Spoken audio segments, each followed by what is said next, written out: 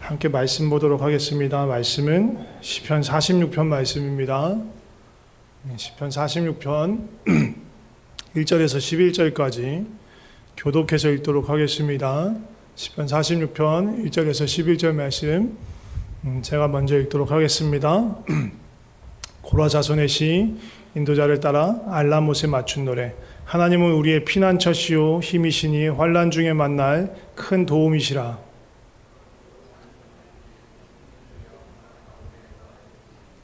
바닷물이 솟아나고 뛰놀든지 그것이 넘침으로 산이 흔들릴지라도 우리는 두려워하지 아니하리로다. 셀라.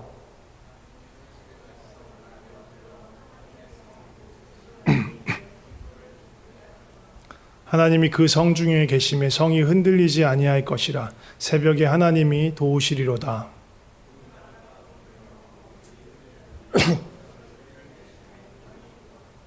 만군의 여호와께서 우리와 함께 하시니 야곱의 하나님은 우리의 피난처시로다. 셀라.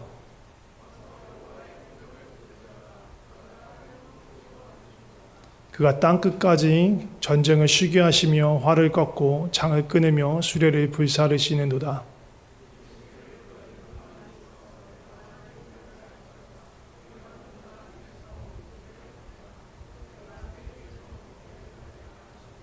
함께 11절 읽겠습니다. 만군의 여호와께서 우리와 함께 계시니 야곱의 하나님은 우리의 피난처시로다. 셀라. 아멘. 주보가 아주 살짝 바뀌었습니다. 그 주보 내지 천면에 보면 맨 위에 있는 내지 천면 왼쪽 맨 위에 상단에 있는 2025년 만일라 평강교회 하는 그 말씀이 바뀌었어요. 거기 보면 그 표로 되어 있는 거, 색깔로 이렇게 되어 있는 거, 주보 내지, 펴서 내지 왼쪽 위에. 어렵지 않아요? 자, 거기, 뭐라고 되어 있어요? 여기 띄워주세요, 화면도. 자, 같이 한번 읽어보겠습니다. 시작. 하나님을 경험하여 알고 주님께 영광 돌리는 교회. 아멘. 올 한 해 좀 우리 만일평교회 성도님들 한 사람 한 사람이 하나님을 경험하고 깊이 알아갔으면 좋겠습니다. 말씀 가운데서 또 예배 안에서 하나님 임재 안에서 또 우리 모든 일상의 모든 삶에서 우리 가족들하고 대화하는 그 대화 속에서도 또 성도들끼리 또 만나서 교제하는 그 가운데서도 그 모든 시간들을 하나님을 알아가는 시간으로 채워갔으면 좋겠고요. 또 특별히 그 가운데서 우리에게 말씀하신 하나님, 우리 가운데 일하신 하나님을 경험하였으면 좋겠습니다. 그렇게 되는 한 해, 그래서 그 경험하고 알아가는 그 하나님 마음껏 자랑하는 한 해 되었으면 좋겠습니다. 할렐루야, 아멘. 사실 정직하게 말하자면 지난해 공동회의 준비하면서 한 해 살림을 돌아보고 또 2025년 올해 이제 새로운 삶을 살림살이 교회 살림살이를 이렇게 준비해 나가면서 이게 만만치 않네라는 생각이 좀 많이 들었습니다. 공동회 때도 뭐 제가 잠깐 그런 말씀 드리긴 했는데, 그리고 장로님 권사님들하고 부서장 회의로 또 당회로 또 예산위원회로 이렇게 만나면서는 그런 상황들 보면서 제 마음을 좀 나눴습니다. 좀 마음이 많이 부담되고 걱정이 된다. 그런데 하나님이 주시는 마음이 이런 마음이다. 라고 나눴던 마음이 오늘 이 말씀 가운데 있었던 말씀이에요. 쉽지 않은 상황이고 어려운 상황이지만 그렇기 때문에 하나님을 더 깊이 경험할 수 있는 그런 시기가 될 것 같다. 그런 기회가 될 것 같다. 이스라엘 백성이 40년 광야 생활하는 게 그렇게 녹록지 않았어요. 쉽지 않았어요. 어려웠어요. 먹을 것 마실 것 구하는 것이 그렇게 쉬운 일들이 아니었어요. 그런데 이스라엘 모든 역사 가운데서 가장 하나님과 가까이 있었던 시절, 그때가 언젠가 생각하면 바로 그 광야 40년이 아니었을까 생각합니다. 날마다 하나님을 더욱 가까이 그들 한가운데 임하여 계신 그 주님을 만나고 날마다 하나님께서 베푸시는 기적을, 은혜를 경험하며 살았던 것이 그 광야의 40년 시간입니다.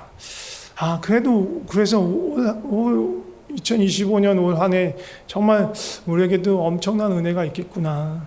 정말 하나님을 향한 하나님께서 우리에게 베푸시는 놀라운 은혜와 그런 기적들이 있을 수 있겠구나라는 생각이 들었습니다. 하나님을 향한 그런 기대와 소망을 가지고 함께 나아가면 좋을 것 같습니다. 아멘. 네, 감사합니다. 오늘 주보에 그 방금 읽었던 그 표 밑에는 말씀인데 오늘 시편 46편 10절 말씀만 써놨는데 시편 46편 전체를 봐야 10절의 의미도 알기 때문에 오늘은 그 시편 46편 말씀을 살펴보면서 이 시 안에 담긴 하나님의 마음, 또 하나님을 향한 마음을 좀 알아갔으면 좋겠다는 생각이 있어서 나누고 싶습니다. 시편 46편을 볼 때 제 눈에는, 적어도 제 눈에는 제일 먼저 들어온 거 있습니다. 뭘까요? 알아맞혀 보실래요? 뭘까요? 제일 먼저 나온 말이에요. 제일 먼저 뭐가 나와요? 고라자손의 시. 여기 나오는 이 고라자손이 제 눈에 제일 먼저 들어왔어요. 고라자손은 사람들입니다. 고라의 자손들이란 뜻이에요. 이 사람들 도대체 누구길래? 고라자손의 시가 시편에 여러 개 등장해요. 시편이 전체 1편부터 50편, 150편까지 150편에 150개의 시들이 있는데 그 중에서 42편에서 49편, 그리고 84편에서 88편, 총 12개. 시편 43편은 시편 42편에 이어지는 그 내용이 그대로 또 연결되어지는 부분이기 때문에 그것까지 포함하면 12편의 시를 고라자손이 썼어요. 참고로 제일 많은 시편을 쓴 사람은 누구? 너무 쉬운 문제인데 다윗이에요. 다윗. 150개 중에 13개를 썼어요. 거의 절반을 다윗이 썼어요. 그리고 작자가 알려주지 않은 것 중에서도 여러 개를 다윗이 썼을 거예요. 그러니까 절반 이상을 다윗이 썼을 것으로 추정돼요. 그만큼 어떻게 보면 다윗이 하나님을 찬양하는 것, 하나님을 예배하는 것에 대해서 정말 열심이었고 그것을 기뻐하고 좋아했던 사람이라는 걸 볼 수 있어요. 아무튼 그런 와중에 나머지에서 거의 한 12이면 한 5분의 1, 6분의 1 정도 되는 분량을 이 고라자손의 시가 차지하고 있는 거예요. 이 사람은 도대체 누구길래? 그리고 또 한 가지 살펴볼 거는 시편이 총 150편으로 되어 있는데 이 시편은 5개 이 안에 1부, 2부, 3부, 4부, 5부에서 파트 1, 파트 2에서 파트 3, 파트 5까지 5개로 나눠져 있어요. 1권, 2권, 3권, 4권, 5권으로 나누는데 1권에서 1편에서 41편까지는 1권, 그리고 42편에서 72편까지는 2권, 73편에서 89편까지 써놨죠. 저렇게 나눠져요. 그리고 저게 1권은 창세기, 저기 모세오경하고 저렇게 쭉 그 주제별로 이렇게 분류되어 있는 시인 거예요. 그런데 아까 고라자손이 어디서부터 어디까지를 읽었다고? 42편에서 49편. 그거는 시편 2권의 시작이에요. 그리고 84편, 85편, 87편, 88편 이 4개를 했는데 그거는 3권의 끝이에요. 그러니까 2권의 시작과 3권의 마무리를 고라자손의 시로 하고 있는 거예요. 뭔가 특별한 의미가 있겠죠. 의미가 있는 거예요. 이거는 출애굽기하고 연결된다는 건 뭐예요? 하나님의 구원과 부르심, 그리고 이스라엘 백성과의 언약을 맺으심이 출애굽기의 주된 내용이에요. 그리고 그 출애굽기의 마지막 내용은 뭐로 끝나냐면 성막을 만드는 걸로 끝나요. 성막에 대한 계시와 성막을 만드는 걸로 끝나요. 그리고 레위기의 시작은 뭐예요? 그 성막을 만들었으면 뭐예요? 성막에서 하나님을 만나고 하나님께 예배드려야 돼. 그래서 어떻게 제사를 드리는지 그 레위인들이 해야 할 일들에서 쭉 얘기해요. 그래서 3권은 레위기하고 연결된 예배, 제사와 연결되는 내용이에요. 그래서 레위기와 출애굽기의 가운데 있는 내용은 뭐냐 하면 예배예요. 성막이에요. 그러니까 어떻게 보면 2권과 3권의 핵심 내용은 하나님을 향한 예배, 하나님의 임재, 성막 그거라고 볼 수 있습니다. 그리고 그 앞뒤에 이 고라자손의 찬양이 있는 거예요. 왜 고라자손의 시가 이 앞뒤에 있을까? 그런 생각을 좀 하시면서 이 고라 자손들은 근데 도대체 누굴까? 저는 사실 이 고라 자손이라는 이 다른 내용 없이 이 고라 자손들이 쓴 시가 있다는 것 자체만으로도 저한테는 엄청 큰 은혜로 다가옵니다. 고라 자손이 누군지, 아니 고라가 누군지 알게 되면 더 큰 은혜가 돼요. 아까도 말씀드린 것처럼 다윗이 시편 중에서 시편 150편 중에 73개를 썼어요. 그러니까 시편의 표제에 다윗의 시 이렇게 기록된 게 큰 감으로 오지 않아요. 뭐 그냥 이렇게 대충 눈 감고 뽑으면 둘 중에 하나가 다윗의 시니까 뭐 그러려거니 할 수 있죠.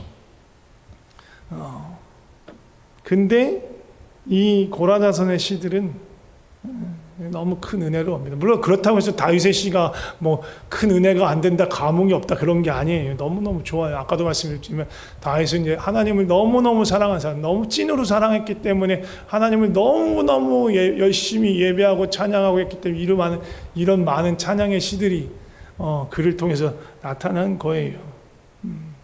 다윗이 얼마나 정직하고 겸손하게 자기의 마음을 하나님께 드리고 표현하고 나타냈고 그렇게 하나님을 만나왔는지가 낱낱하게 시편에 다른 어떤 성경보다 대단히 정직하고 인간적인 면모가 많이 드러나는 성경이 시편이에요.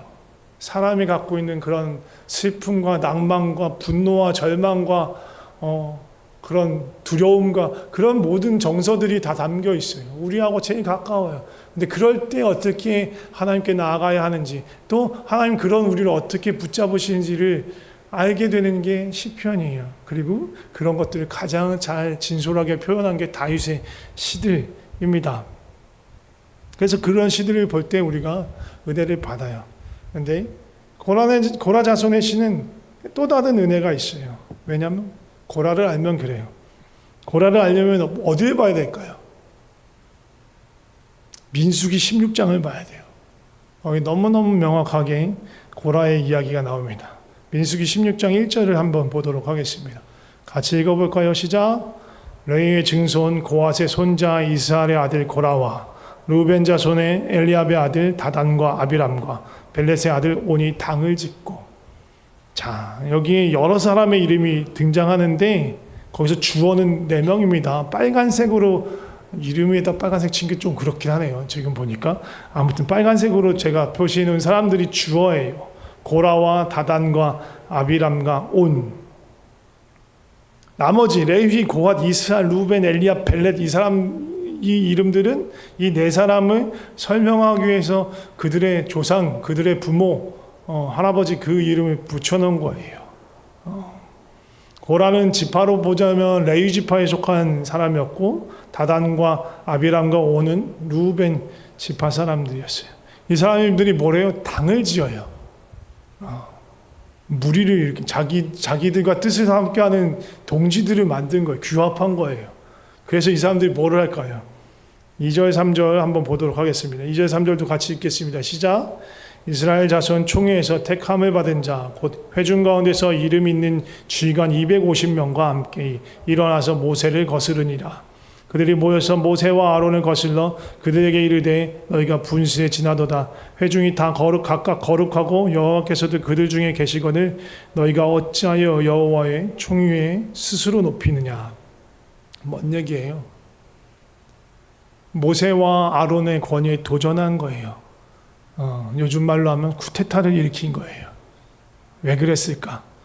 표면적으로는 이거예요. 회중이 다 각각 거룩하고 여호와께서도 그들 중에 계시는데 왜 너희들만 특별한 그런 걸 받으려고 하냐. 만민이 하나님 앞에서 다 평등한 것 아니냐. 모두가 다 거룩한 거 아니냐. 왜 너희가 뭔데 너희가 지도자 노릇하느냐. 그렇게 대드는 거예요. 근데 모세와 아론이 왜 지도자 무엇을 근거로 지도자 노릇을 해요? 어떻게 해서 그럴 수 있어요? 우리처럼 뭔가 그런 지도자들을 권력자들을 투표로 선출하나요? 아니에요. 우리가 투표로 선출해서 어떤 사람에게 권력을 주는 건 우리나라의 정치제도가 민주공화국이기 때문에 그래요. 그래서 헌법 1조에 보면 이 헌법 맨 앞에 보면 뭐라고 나요? 주권이 국민에게 있고 민주주의라는 뜻이고요. 주권이 국민에게 있다는 뜻이에요. 주권이 국민에 있고 모든 권력은 국민으로부터 나왔다. 그래서 국민들이 합의해서 이 사람이 우리의 지도자가 되어야 된다라고 선출하는 사람이 힘을 갖게 되는 거예요. 그래서 누구 뽑아요? 우리는 대통령과 국회의원을 뽑아요. 그래서 대통령과 국회의원이 다른 어떤 공직자보다 많은 권력을 갖고 있는 거예요. 그렇게 해서 서로가 서로를 견제하도록 만들어 놓은 시스템이, 정치 제도가 민주공화정이에요. 근데 이스라엘 민족은 민주공화국이 아니에요. 민주공화정을 택하지 않았어요. 정치 제도가 그게 아니에요. 그럼 뭘까요? 이 당시 이 이스라엘 백성은 어떤 정치 제도를 갖고 있었을까요? 이런 말은 있는지 없는지는 모르겠는데 굳이 말하자면 신주주의 혹은 신주왕정이에요. 무슨 얘기예요? 주권이 누구한테 있다고요? 민주주의에서는 국민에게 있고 모든 권력은 국민에게로부터 나온다. 근데 신주주의면 뭐예요? 주권이 하나님께 있고 모든 권력은 하나님께로부터 나온다. 신주왕정이라는 건 뭐예요? 그리고 그 왕이 하나님 되신다 라는 뜻이에요. 그렇다면 누군가가 사람 지도자가 세워져서 그 백성을, 민족을 다스리려면 그 권력이 어디로부터 나와야 돼요? 민주주의 국가에서는 사람의 투표로, 사람들의 표로, 이 사람이 이렇게 많은 사람의 지지를 받는 사람이 권력을 가져요. 그런데 신주주의에서는 누구에 의해서 권력을 갖게 될까요? 하나님으로부터 권력이 나니까 하나님께서 세운 사람이 권력을 갖는 거예요.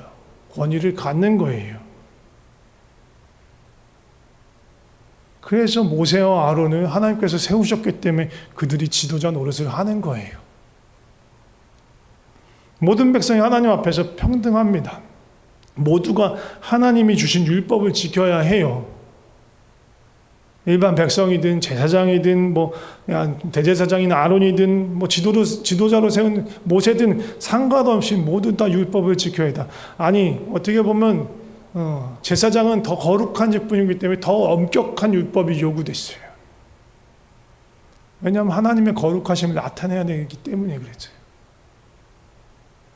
그런데 지금 고라와 함께하는 이 세 사람이, 그리고 그 사람들과 함께 뜻을 함께하는 250명이 함께 일어나서 하나님이 세우신 지도력에 반발하는 거예요. 왜 그랬을까? 아까도 말씀드렸지만 그들이 표면적으로 나오는 건 왜 우리 다 똑같은데 니네들이 우리 위에 있냐? 그 얘기는 뭐예요? 모세와 아론은 하나님께서 세운 자라고 인정하지 않는 거예요. 혹은 하나님의 권위를 인정하지 않는 거라고 볼 수도 있어요. 고라를 보세요. 고라는 누구냐면 레위 지파였어요. 레위 지파 안에 크게 세 분파가 있어요. 왜냐하면 레위 아들이 3명이었기 때문에 그래요. 무라리, 고핫, 게르손 이렇게 세 아들이 있었고 그 아들이 또 세 분파를 이루어요. 레위 지파 전체가 성막을 하나님의 집을, 하나님을 섬기는 자들로 따로 부르심을 받았어요. 그 중에서 게르손과 무라리와 고핫이 있는데 이 사람들은 각각의 성전의 성막의 다른 일들을 맡았어요.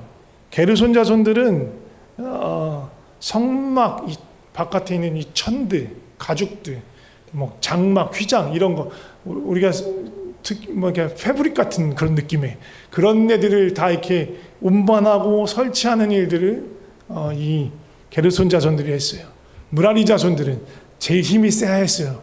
왜냐하면 목재, 각재, 또 금속으로 되어 있는 거 그런 거를 나르는 게 무라리 자손들이었어요. 그런 걸 나르는 게 무라리. 그럼 고핫 자손들은 뭐 했을까요? 가장 중요한 기물들, 성소 안에 있는 떡상, 향단, 등대, 그리고 가장 거룩한 하나님의 언약궤 이런 걸 나르는 사람들이 나르고 또 성막이 설치되면 그 안에 배치하고 하는 걸 이 사람들이 했던 거예요. 대제사장과 제사장, 그러니까 아론 역시 이 고핫 자손 중에 하나였어요. 고라도 고핫 자손이었어요. 그러니까 아론네 쟤네 가족하고 나하고 뭐가 딱히 차이 나는 것도 없는데 왜 쟤는 저렇게 특별한 막 옷 입고 막 혼자 막 거룩한 척하고 막 그러지?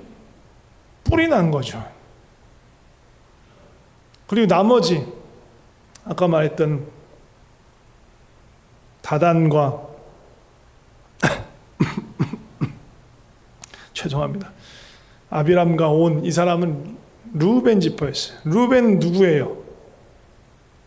야곱의 아들 12아들 중에서 장자였어요.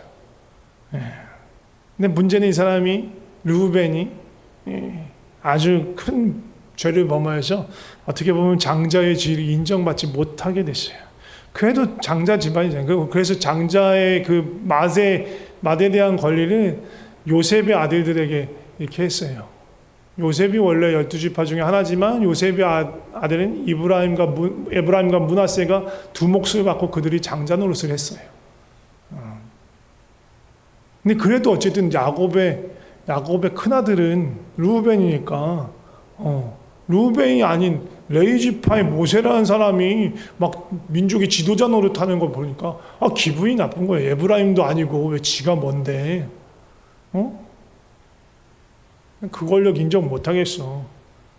그래서 어떻게 보면 이러한 시기들이 이들이 모세와 아론의 권위를 인정하지 못한 그리고 그것에 반역을 하게 된 계기가 되는 거예요. 지금 우리나라가 지금 이런 상황 속에 있는데 민주주의 사회에서 쿠데타가 일어나면 어떻게 정리를 해요? 잘 정돈되고 성숙한 민주주의 사회라면 민주 시민과 그에 의한 그 민주 시민들에 의한 정당한 권력을 갖고 있는 기관 그리고 헌법과 법률이 정한 절차에 따라서 잘잘못을 가리고 사회를 다시 안정시키고 회복시키는 것이 민주주의 사회에서의 절차예요. 근데 이 이스라엘은 어떤 나라라고요? 민주주의가 아니라니까요. 투표에서 결정할 문제가 아니에요. 이 사람들은 뭐예요? 신주주의예요. 신정정치예요. 하나님이 다스리는 거예요. 그러니까 하나님이 모세와 아론이 하나님으로부터 위임받은 하나님께서 세운 사람이라는 걸 나타내고 드러내 주셔야 하는 거예요. 민수기 16장 사건도 그렇게 정리가 돼요. 4절 보면 모세가 이 사람들 얘기를 듣고 있다가 엎드려 있다가 그 사람들한테 얘기해요. 아침에 여호와께서 자기에게 속한 자가 누구인지 거룩한 자가 누구이신지 보이시고 가까이 그 사람을 자기에게 가까이 나오게 하시되 하나님께 택하신 자가 나오게 하실 것이다. 그렇게 해서 하기 위해서 할 게 있는데 자, 내일 다 향을 갖고 다 나와라. 그래서 250명 그 아까 아비람 이 고라 했던 사람 다 자기 향을 갖고 나오라고 얘기해요. 그래서 19절 보면 온 회중이 회막문에 모아두고 놓고 이 두 사람을 대적하려고 할 때 아론과 모세를 대적하려고 할 때 하나님의 영광이 온 회중 가운데 임해요. 무슨 얘기예요? 모세와 아론을 하나님께서 세우셨다. 내가 세운 자들을 니들이 뭔데 이렇게 하느냐. 하나님 스스로 영광을 나타내 보이시고 그들을 보호하시는 거예요. 그리고 반역에 가담했던 사람 고라와 다단과 아비람. 아까 처음에 1절에 볼 때는 온이라는 사람도 포함되어 있었는데 나중에 가면 이 사람의 이름이 어디로 스며시 사라져버려요. 왠지 모르겠지만 어쩌면 스며시 사라져요. 어쨌든 다단과 아비람과 고라는 이 사람이 있었던 이 사람이 장막 땅이 쫙 갈라지면서 이들 땅이 확 삼켜버려요.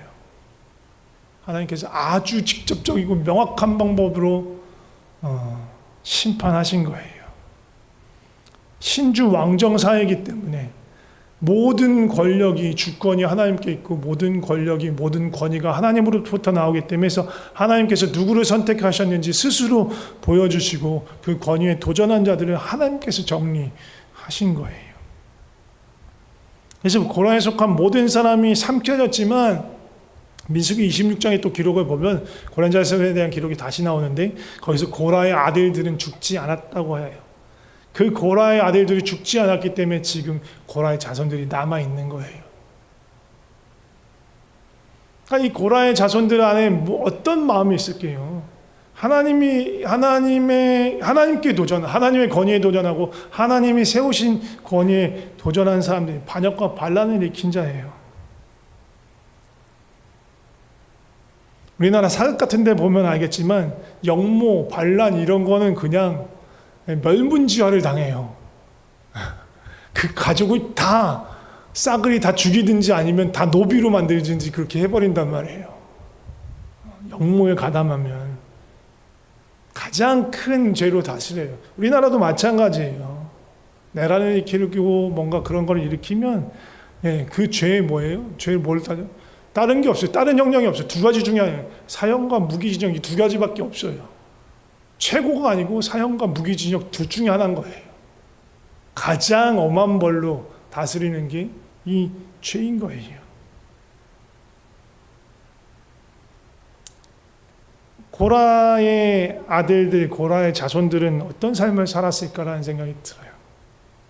하나님께 도전하고 하나님께서 세우신 권위에 도전한다. 삼킴을 당한 자, 그 사람의 아들들. 어떤 삶을 살았는지 명확하게 알 수는 없지만 쉽지는 않았을 거예요. 그 수치가. 그리고 좌절된 어떤 마음들, 또 부끄러운 마음들, 그런 여러 가지가 그들의 삶에 늘 드리웠을 거예요. 정확하게 알 수 없지만 그들은 그 이후로도 계속 성막과 성전을 섬겨 왔어요. 다윗의 성막과 솔로몬 성전에서 여전히 그들이 하나님의 집을 성전과 성막을 위해서 봉사하고 있는 자로 나옵니다. 누군가는 그 고라 자손 중에 누군가는 문지기로 섬기고 누군가는 하나님의 전에 드려지는 전병을 굽는 자로 섬겼어요. 그러니까 여러 가지 성막과 성전의 일을 감당하는 자로 그때까지 있어 왔던 거예요. 그들이 막 억울해하고 막 언젠가는 막 이러면서 복수를 막 그렇게 하면서 살아왔던 게 아니에요. 어떻게 알 수 있냐면 그들의 시를 보면 알 수 있어요. 시편 2권이 시작하는 시편 42편 33편을 보면 그들이 하나님을 찾는 마음이 담겨 있습니다. 우리가 다 잘 아는 시예요. 목마른 사슴 시냇물 찾아 헤매이듯이 그거예요. 하나님이여 사슴이 시냇물을 찾기에 갈급함같이 내 영혼이 주를 찾기에 갈급합니다. 고라 자손들의 마음이에요. 하나님을 간절히 찾지만 뵐 수 없기 때문에 눈물이 내 음식이 되었다라고 말할 정도로 하나님을 향한 갈망이 있는 사람들이 고라 자손이었어요. 또 다른 시인 그 84편을 보면 이렇게 얘기합니다. 만군의 여호와여 주의 장막이 어찌 그리 사랑스러운지요. 내 영혼이 여호와의 궁전을 삼어여 쇠약해집니다. 내가 주의 전을 그 성전을 성막을 그리워하고 사모하는 마음이 너무너무 사무쳐서 마치 상사병을 앓는 사람처럼 몸이 쇠약해질 정도로 그렇게 있습니다. 내 마음과 육체가 살아계시는 하나님을 향해서 부르짖습니다. 그러면서 뭐라고 말하냐면 주의 궁정에서의 한날이 다른 곳에서의 첫날보다 나은즉 악인의 장막에서 아무리 맛있고 풍족한 걸 준다 하더라도 거기서 사는 것보다 내 하나님 성전에 문지기로 있는 것이 좋습니다. 라고 말해요. 그게 고라 자손들의 마음이에요. 고라는 하나님의 권위에 도전하고 하나님을 인정하지 않으려고 했고 하나님께 반역을 하고 반항했지만 그 자손들은 너무나 신실한 마음으로 겸손한 마음으로 하나님의 긍휼을 구하고 하나님의 은혜를 구하면서 하나님을 찾고 하나님의 집 안에 거하는 것이 하나님의 집에 문지기로 있더라도 하나님 집에서 하나님 전하에서 살아가는 것이 너무너무 기뻐했던 것입니다.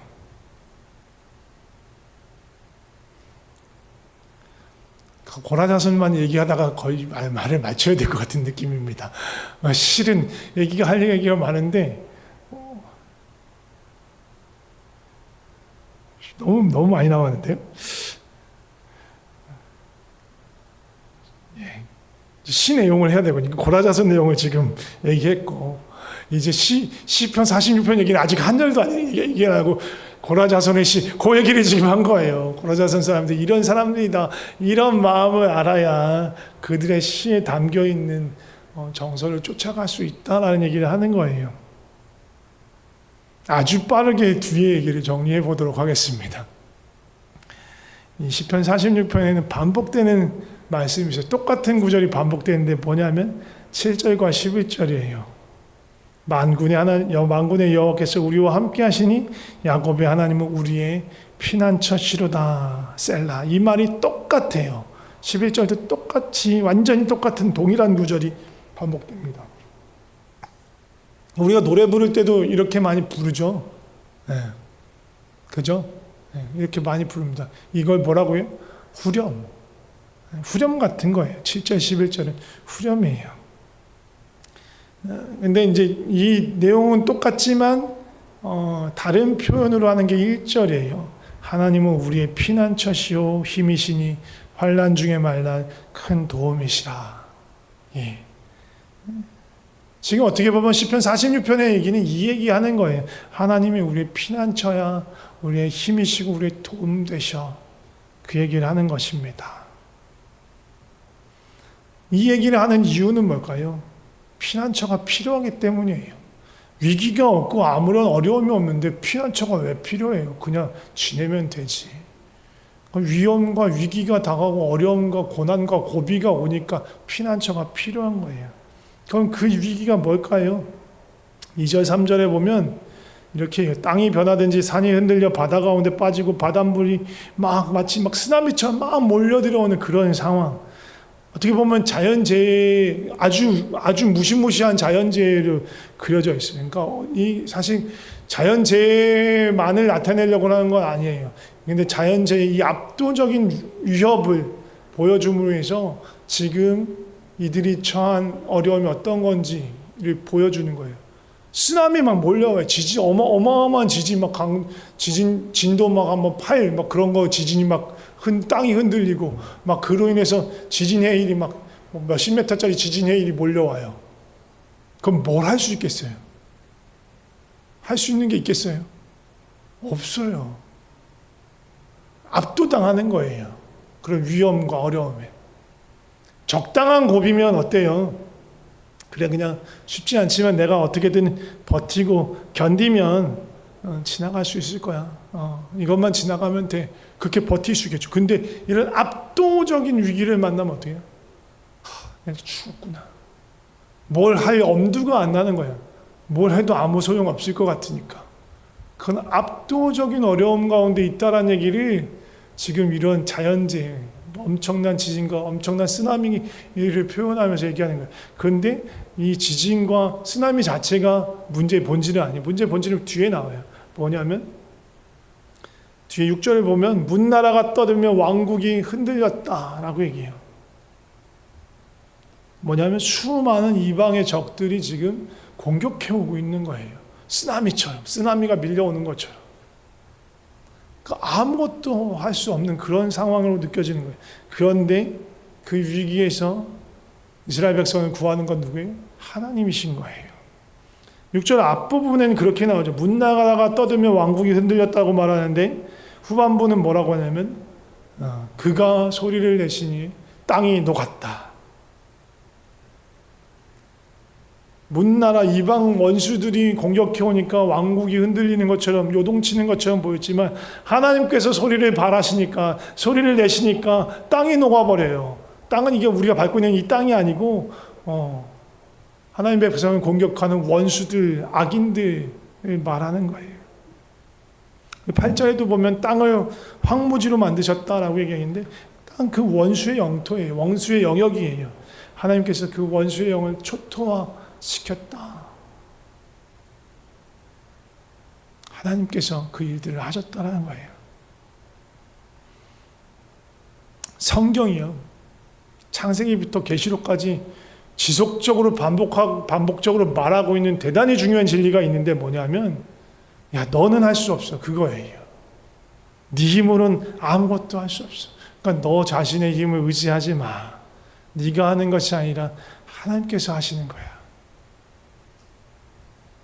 만약 어떤 위기나 고비가 올 때 내가 견딜만 하고 뭔가 내 힘으로 내 지혜로 내 지식으로 내 경험으로 또 사람이 했던 방법으로 이길만 한다고 생각하면 결코 그 상황에서 하나님의 일을 보기 힘들어요. 하나님이 하신 일을 보기 힘들어요. 그리고 그 고비를 넘겼다고 해도 하나님께 감사하지 않아요. 그냥 자기가 잘해서 넘긴 거예요.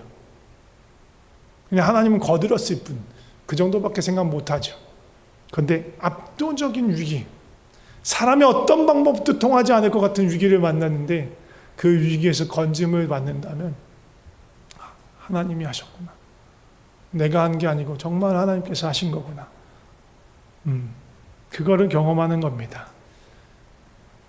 우리 10절 한번 같이 다시 한번 읽어보면 좋을 것 같습니다. 시작.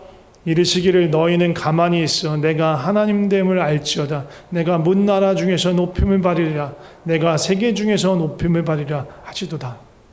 이 압도적인 위기에서 나는 할 수 없어요. 아무것도 할 수 없으니까 넌 가만히 있어. 괜찮아. 네가 뭐 하지 않아도 돼. 우리가 뭘 해야 될까요? 가만히 있는다는 건 사실은 아무것도 안 한다는 얘기는 아니에요. 내가 하려는, 내가 시도하는 내 힘과 내 경험과 내 방법과 세상의 길과 그것들을 의지하려는 그 모든 마음을 내려놓는다라는 거예요. 대신 뭘 해요? 하나님을 바라보고 하나님을 구하는 거예요. 주님, 나는 할 수 없습니다. 나를 긍휼히 여겨주세요. 나를 불쌍히 여겨주세요. 나는 아무것도 없고 나는 아무 자격도 없지만 하나님의 긍휼, 하나님의 도움을 구합니다. 라고 하나님께 나아가는 거예요. 이렇게 하나님께 구하는 자에게 하나님의 구원이 임해요. 이게 성경이 반복적으로 말하는 거예요. 누가복음 18장에 보면 성전에서 기도하는 두 사람이 나와요. 한 사람 바리새인이고 한 사람 세리예요. 바리새인은 이렇게 기도해요. 하나님, 난 도색하지도 않고 죄를 범하지도 않고 너무너무 경건히 살고 11조도 드리고 다 했습니다. 뭐요? 나 이렇게 잘 살았어요. 하나님, 나 인정해 주세요. 복 주세요. 그렇게 하는 거예요. 근데 세리는 어떻게 돼요? 가슴을 치고 감히 하늘을 우러보지도 못하면 하나님, 나를 불쌍히 여겨주시옵소서. 예수님이 말하세요. 이 둘 중에 누가 하나님께 의롭다 하심을 의롭다 여김을 받겠느냐? 세리라고 말해요. 자기가 잘했다고 말하는 사람은 하나님 앞에 의로움을 인정받지 못해요. 그런데 나는 할 수 없습니다. 하나님, 나를 불쌍히 여겨주세요. 나는 아무 자격이 없습니다. 하나님, 나를 불쌍히 여겨주세요. 그런 자를 하나님께서 의롭다고 하세요. 로마서 7장과 8장에도 마찬가지예요. 바울이 탄식하며 말합니다. 오호라, 나는 곤고한 사람이로다. 누가 이 사망의 목에서 나를 건져내랴. 탄식하는 거예요. 아무리 애를 써봐도 내 속에 하나님이 원하시는 그 선한 것을 살아가고 싶은데 나는 절대로 그 선을 이룰 수 없는 사람이구나. 내 안에 있는 이 죄성이 그것을 이루지 못하게 끝까지 나를 죄로 끌고 가는구나. 나는 할 수 없구나. 하나님, 나를 도와주세요. 그때 하나님의 구원이 임하는 거예요. 성령 안에 거하면 된다. 성령의 법을 따르면 된다. 네가 할 게 없어. 그게 하나님의 말씀입니다. 하나님께서 바울에게 말씀하셨어요. 내 은혜가 내게 족하다. 이는 내 능력이 약한 데서 온전하여진다. 무슨 얘기예요? 하나님의 은혜가 약한 바울 내게 족하다라는 거예요. 충분하다라는 거예요. 바울이 약할 때 오히려 온전하게 확연하고 명확하게 하나님의 능력이 드러나고 나타난다는 거예요. 고라자손들 아무것도 내세울 것 없는 사람들이에요. 아까도 말씀드렸지만 영모로 인해서 멸문지화를 당할 뻔했던 사람들이에요. 그러나 그것을 통해서 오히려 이 사람들은 겸손한 마음, 가난한 마음을 갖게 된 거예요. 그 마음으로 하나님을 간절히 찾는 마음을 갖게 된 거예요. 스스로 자격 없다. 그냥 주님의 집에 문지기로 있는 것, 그것만으로 충분하다. 그냥 그저 주님 안에, 주님의 장막 안에서 거하고 주님 안에서 주님의 임재를 삼하고 주님을 예배하는 것, 그것만으로 너무너무 행복하고 만족하다. 그런 삶을 살았던 게 이 고라 자손들이에요. 그렇기에 이 고라 자손들이 이렇게 말할 수 있는 거예요. 만군의 여호와께서 우리와 함께 하시니. 그 하나님 우리와 함께 하신다. 주님이 우리 곁에 계신다. 성령님이 우리 안에 거하신다. 그러니 두려워할 거 없어. 그 하나님 우리의 피난처시고 우리의 요새시여. 두려워하지 마. 너희는 가만히 있어. 네가 무언가를 하고 네 지혜와 네 힘을 의지해서 뭔가 헤쳐나가려고 하는 것이 아니고 하나님의 임재 앞에, 하나님의 긍휼 앞에 그 도우심을 구하면서 나가고 성령님이 이끄신 대로 순종해. 그러면 돼. 그게 무슨 일이든, 큰 일이든 작은 일이든, 이 문제를 수습하는 거고 전혀 없어 보이는 일일지라도 하나님께서, 성령님께서 주시는 그 마음을 따라 순종하면 된다라는 거예요. 문제는 나하고 상관없어. 하나님께 맡기면 나는 그저 하나님 이끄시는 대로 행하고 하나님이 하시는 일들을 보는 거예요. 그게 하나님의 백성이 해야 하는 삶의 모습입니다. 그럴 때 우리는 하나님이 하시는 일들을 볼 수 있어요. 그리고 온 열방 가운데 하나님을 자랑할 수 있게 될 것입니다. 우리 같이 찬양 하나 하고 같이 기도했으면 좋겠습니다. 찬양은 그 노래 할 거예요. 다 아는 거. 너희는 가만히 있어. 하나님은 우리의, 이 찬양할 건데 찬양하면서 기억했으면 좋겠습니다. 우리 삶에 여러 가지 일들을 만나요. 크고 작은 일들을 만납니다. 여러 고비들을 만납니다. 그때 정말로 이 마음으로 나갔으면 좋겠습니다. 고라자선의 마음으로 내가 뭔가 할 수 있다는 것이 아니라, 내가 뭔가 할 수 있는 것이 아니라 정말로 하나님께 의지하고 하나님께 의존하면서 하나님을 찾는 마음으로 나아가면 좋을 것 같습니다. 같이 찬양하겠습니다. 하나님은 우리의,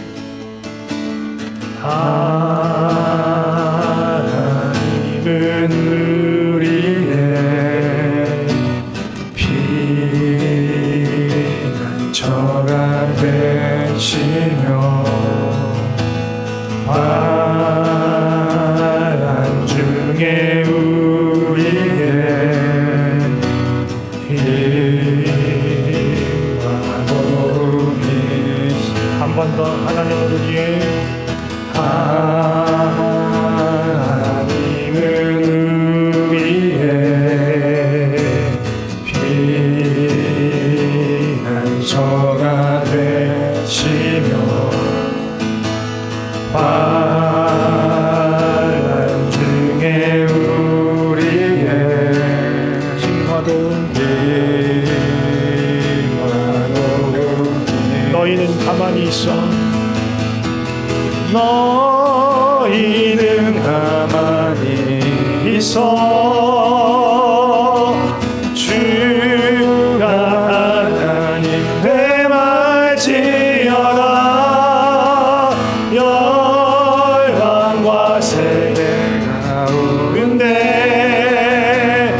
주가 높임을 받으리라. 너희는 가만히 있어. 너희는 가만히 있어. 주가 하나님 되말지어다.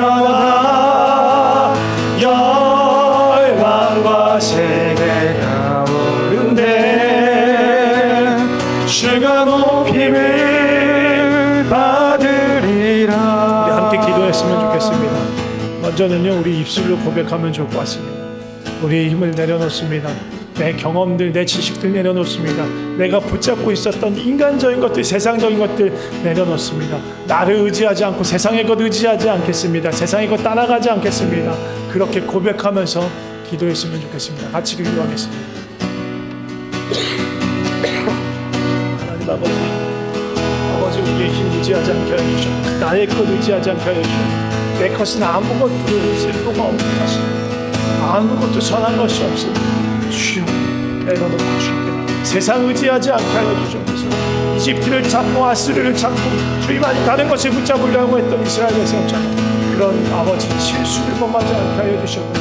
오직 주님께만 나아가게 하여 주옵소서. 계속 기도할 때 주님만이 나의 힘입니다. 나의 도움입니다. 내가 주님만 찾겠습니다. 그렇게 주님께 부르짖으면서 함께 기도했으면 좋겠습니다. 같이 기도하겠습니다. 주님만이 나의 힘이십니다. 나의 도움이십니다. 주님, 내가 내 힘으로 문제와 싸우는 모든 것들을 내려놓고 주님 주님을 의지하겠습니다. 주님께서 나의 힘이시고 나의 반석이시고 나의 산석이시고 나의 요새시고 나의 피난처 되시기 때문입니다. 내가 주님께 숨겠습니다. 주님께 피하겠습니다. 그리고 주님께서 이끄신 대로 아버지 행하겠습니다. 내가 문제와 맞서 싸우고 원수와 맞서 싸우는 것 아니고 나는 그저 성령이 이끄신 대로 행할 뿐. 주님의 일을 주님께서 행하여 주시옵소서. 나는 주님께 숨겠습니다. 주여 나를 다스려 주시옵소서. 주여 나를 다스려 주시옵소서. 주여 나를 다스려 주시옵소서. 마지막으로 한 가지만 더 기도했으면 좋겠습니다. 고려자손의 마음을 좀 구하면서 기도했으면 좋겠습니다.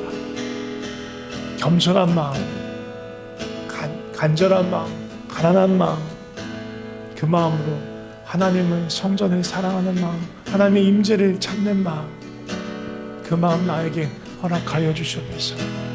함께 기도하겠습니다. 주님, 고려자손들과 마찬가지로 그렇게 주님 찬양하여 주시옵소서. 내 힘 의지하지 않고, 나의 것 의지하지 않고, 자랑하지 않고,